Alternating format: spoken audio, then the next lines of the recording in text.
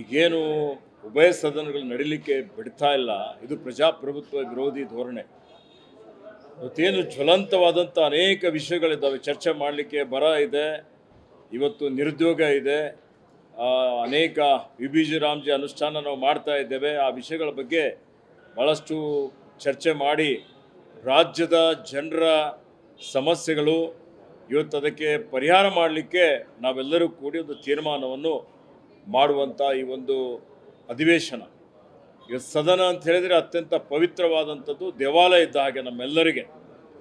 ಆದರೆ ಇವತ್ತು ಅವರು ಒಂದು ಪ್ರಜಾಪ್ರಭುತ್ವ ವಿರೋಧಿ ಧೋರಣೆಯನ್ನು ಅನುಸರಿಸಿ ಅವರ ವೈಫಲ್ಯಗಳನ್ನು ಮುಚ್ಚಿಕೊಳ್ಳಲಿಕ್ಕೆ, ಅವರಲ್ಲಿರುವಂಥ ಏನು ಅಭಿಪ್ರಾಯ ಭೇದಗಳಿದ್ದಾವೆ, ಅವರಲ್ಲಿರುವಂಥ ಏನು ಜಗಳಗಳಿದೆ, ಅದೆಲ್ಲವನ್ನು ಮುಚ್ಚಿಕೊಳ್ಳಲಿಕ್ಕೆ ಮತ್ತು ಇವತ್ತು ಜನರ ದಾರಿ ತಪ್ಪಿಸಲಿಕ್ಕೆ ನಾಗೇಂದ್ರವರ ವಿಷಯವನ್ನು ತೆಗೆದುಕೊಂಡಿದ್ದಾರೆ. ಅವರು ಇವತ್ತು ನಮ್ಮ ಮೇಲೆ ಆರೋಪ ಮಾಡೋಕ್ಕಿಂತ ಪೂರ್ವದಲ್ಲಿ ಅವರ ತಟ್ಟೆಯಲ್ಲಿ ಹೆಗ್ಗಣ ಬಿದ್ದಿದೆ. ಅವ್ರದ್ದೇ ಮುಖ್ಯಮಂತ್ರಿಗಳೇನಿದ್ದಾರೆ ಅವ್ರ ಮೇಲೆ ಅತ್ಯಂತ ತೀವ್ರವಾದಂಥ ಆರೋಪಗಳಿದ್ದಾವೆ. ಕೊಲೆ ಆರೋಪ ಇದೆ, ಅನೇಕ ಅಪರಾಧ ಪ್ರಕರಣಗಳಿದ್ದಾವೆ. ಗುರುತರವಾದಂಥ ಅಪರಾಧಗಳು ಮಾಡಿದಂಥವ್ರಿಗೆಲ್ಲ ಮಂತ್ರಿ ಮಾಡಿದ್ದಾರೆ, ಇವತ್ತು ಮುಖ್ಯಮಂತ್ರಿ ಮಾಡಿದ್ದಾರೆ.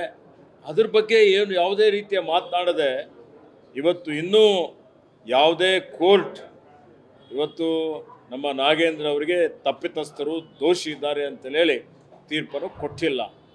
ಇವತ್ತು ಎಲ್ಲ ಅವ್ರಿಗೆ ಇವತ್ತು ಎಲ್ಲ ರೀತಿಯಲ್ಲಿ ಅವರದ್ರಲ್ಲಿ ಭಾಗಿಯಾಗಿಲ್ಲ ಅನ್ನುವಂಥದ್ದು ಈಗಾಗಲೇ ಅವರು ಹೇಳಿದ್ದಾರೆ.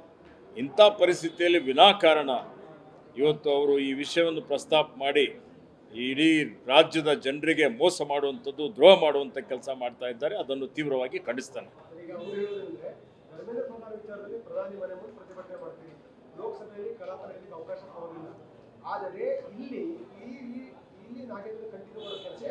ಧರ್ಮೇಂದ್ರ ಪ್ರಧಾನ್ ಅವರು ಲಕ್ಷಾಂತರ 25 ಲಕ್ಷ ಜನ ಮತ್ತು ಅವರ ಪರಿವಾರದವರಿಗೆ ಮೋಸ ಮಾಡಿದ್ದಾರೆ.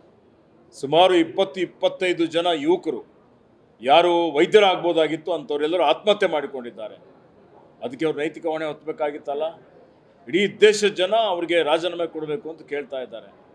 ಅವರು ಈ ಒಂದು ನೀಟ್ ಪತ್ರಿಕೆ ಪ್ರಶ್ನೆ ಪತ್ರಿಕೆ ಏನು ಲೀಕ್ ಆಯಿತು ಅದರಲ್ಲಿ ಭಾಗಿಯಾಗಿದ್ದಾರೆ ಅನ್ನುವಂಥದ್ದು ಅವರೇ ಜವಾಬ್ದಾರರು ಅನ್ನುವಂಥದ್ದು ಜವಾಬ್ದಾರಿ ಅವರೇ ತೆಗೆದುಕೊಂಡು ಮುಂಚಿತವಾಗಿ ರಾಜೀನಾಮೆ ಕೊಡಬೇಕಾಗಿತ್ತು. ಆದರೆ ಈ ಪ್ರಕರಣದಲ್ಲಿ ಈಗಾಗಲೇ ಇವತ್ತು ಯಾರು ಆರೋಪಿಗಳಾದರೆ ಅವರಿಂದ ಸಂಪೂರ್ಣವಾಗಿ ಹಣ ವಸೂಲಿ ಮಾಡಲಾಗಿದೆ. ಕಾನೂನು ಕ್ರಮ ನಡೀತಾ ಇದೆ. ಸ್ಟೇಟ್ SIT ಏನು ಈಗಾಗಲೇ ರಚನೆ ಆಗಿತ್ತು, ಅವರು ಇವರಿಗೆ ಕ್ಲೀನ್ ಚಿಟ್ಟು ಕೊಟ್ಟಿದ್ದಾರೆ. ಈಗ ಬೇರೆ ಬೇರೆ ಏಜೆನ್ಸಿಗಳು ದುರುಪಯೋಗ ಆಗ್ತಾ ಇರ್ತಕ್ಕಂಥದ್ದು ನಿಮಗೂ ಗೊತ್ತಿದೆ, ಇಡೀ ಅದು ಸಾರ್ವಜನಿಕರಿಗೂ ಗೊತ್ತಿದೆ, ಪಬ್ಲಿಕ್ ಡೊಮೇನಲ್ಲಿದೆ. ಅದೆಲ್ಲವನ್ನು ತೆಗೆದುಕೊಂಡು ನೀವು ಕ್ರಮ ತೆಗೆದುಕೊಳ್ಳ್ರಿ ಅಂತ ಹೇಳಿದರೆ ಇದು ನ್ಯಾಯನಾ?